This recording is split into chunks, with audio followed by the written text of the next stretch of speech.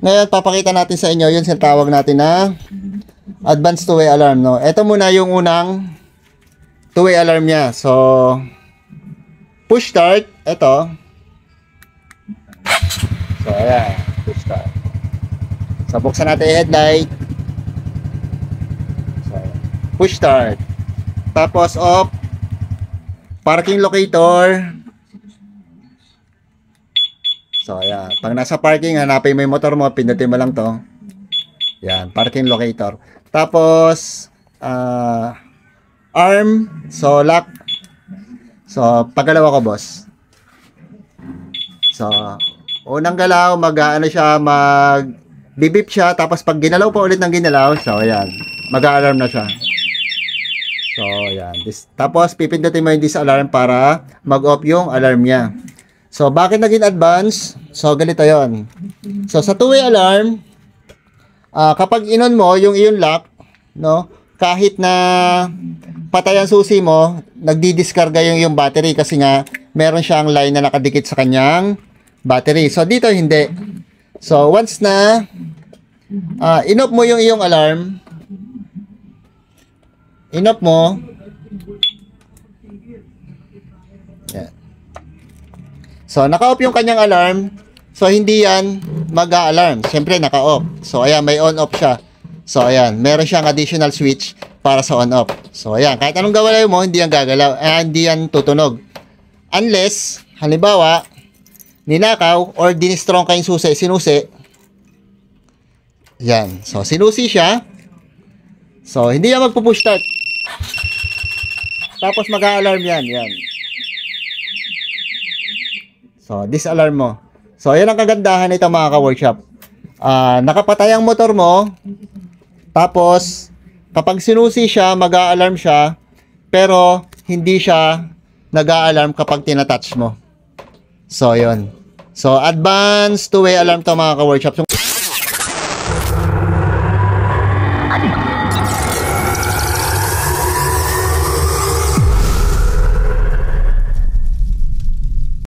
So, yung mga ka-workshop two-way alarm installation sa atin Honda RS125Fi.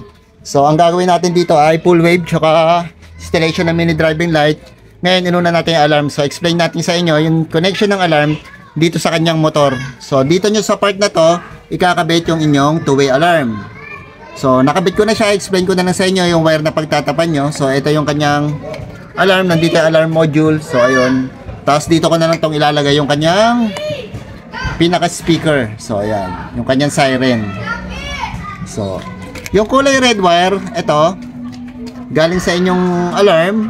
So, sa battery yan. So, pwede nyo dito sa atin red na may stripe na black. So, hanapin nyo lang yung red na may stripe na black.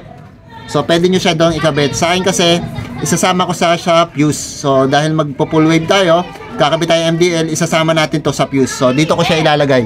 Direkta sa may battery. Yan. So, dyan. Para padadaanin ko sa fuse. Itong red, no? Basta yung red ng alarm, sa positive siya, direkta sa battery or sa live wire ng inyong harness. So, itong dalawang yellow, yan, para lang to sa signal light. Once na nag-alarm ka, or once na inon mo yung motor, iilawang yung signal light na magbibiling siya. So, nakakabit yan dito sa kulay pure orange, tsaka light blue. Ayan.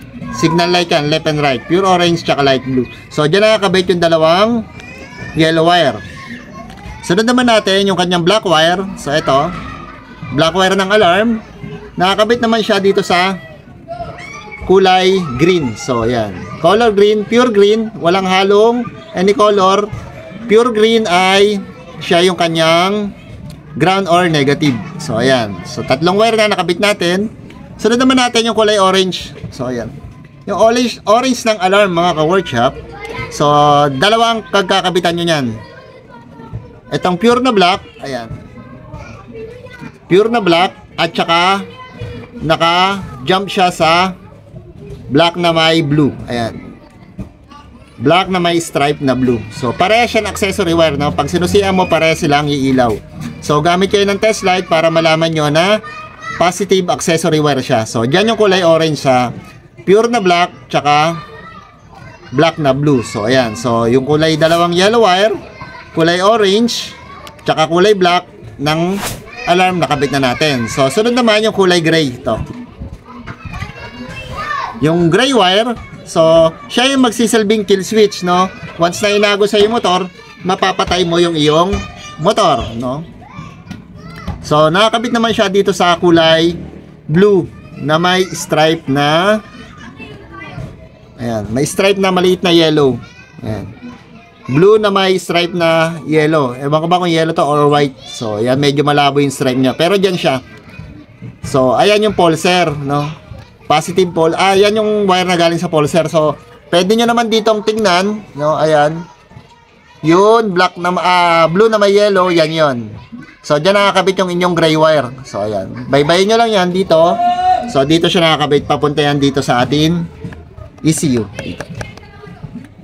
So sunod naman ay yung kulay blue. So yan siya yung para sa push start. Ito yung para sa push start, nakakabit yan sa color wire na kulay yellow na may stripe na ito.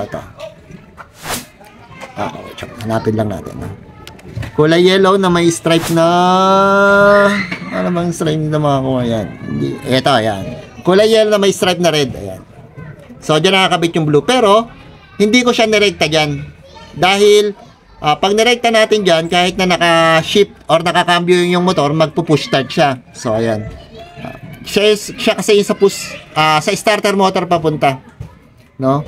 Na pag dinirekta nyo dyan yung blue ng inyong alarm, kahit nakakambyo, mag-i-start siya. So, ang ginawa ko, once na naka-neutral lang, saka lang pwede mag-start yung ating motor sa ating remote control, no? Sa remote control ng ating two-way alarm. So, ang gumawa tayo ng relay. Ayan. Mini relay yung ginamit ko mga ka-workshop. So, ayan. So, yung number 30 ng mini relay, tsaka number 86, number 30, tsaka number 86 ng relay. Pwede rin yung malalaking relay mga ka-workshop. 3086, pag sasamahin nyo siya, siya ilalagay nyo sa blue wire. Yan. Blue wire. So, yan. Number 30, tsaka 86, siya yung sa blue wire ng ating alarm. So, positive. Tapos, yung number 85 ng ating relay, 85 ng relay, nakakabit naman siya sa shifting wire or shifting line ng ating motor. So, eto. Dito siya nakakabit sa kulay light green na may red. Ayan. Light green na may red. Diyan naman nakakabit yung atin 86 ng relay. So, ayun. Yun lang. Tapos yung number 87A, no? Kung yung malaking relay gamit nyo, walang 87A, 87 pwede yun. So, mini relay 87A, siya na may output, papunta na siya dito sa yellow na may stripe na red. So, ayan. Yellow na may stripe na red. So, ayan na siya. So, tetestingin natin siya mga ka-workshop. So, etong red wire, no? Hindi ko siya sinama sa may harness. So, kasi isasama ko siya sa fuse para may fuse yung ating alarm. So, dito siya nakakabit. So, kakabit ko lang siya muna para matesting natin. So, ayan mga ka-workshop, kinabit ko muna temporary ating red wire. So, testingin natin yung ating motor. So, push start. Ito ang kanyang kulay. So, push start. So, ayan. Kita nyo magpo-push start siya, no? Pero kapag nakakambyo, so ayan, naka-neutral. Yan sinasabi ko, naka-neutral siya, nag-push start. Pero pag nakakambyo,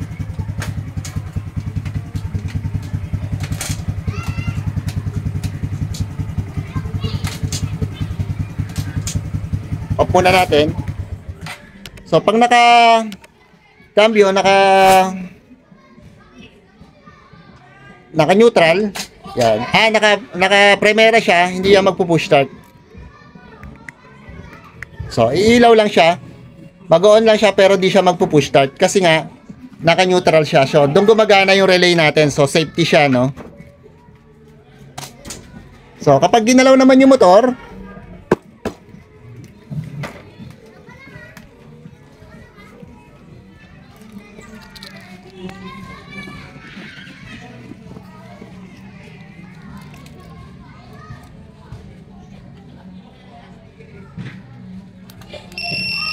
yan. Siya na may alarm. Ayan.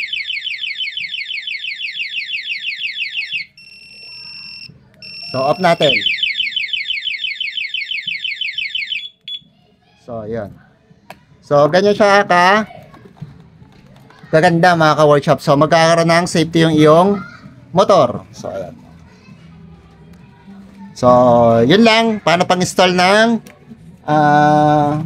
two-way alarm sa atin Honda RS 125 Fi. So, safety yan mga ka-workshop, no? So, ang gagawin ko dyan, lalagyan ko pa siya ng patayan para in case na nasa safety parking naman siya sa bahay. So, pwede niyang i-off kasi ang two-way alarm mga ka-workshop, totoong nakakalobat siya once na hindi mo ginamit tong iyong motor ng 2 days or ilan araw. Malolobat ang motor mo kasi nagko-consume siya ng kuryente kahit naka-off ang iyong ignition switch dahil meron siya nakarekta sa kanyang battery. So, ang gagawin natin dyan, lalagyan natin to ng switch tapos kapag sinusi lang, siya ka lang mag-a-alarm na hindi pa rin mapapa-start. So, yun mga ka-workshop. Lalagyan natin ng tricks yung kanyang two-way alarm. So, yun. God bless.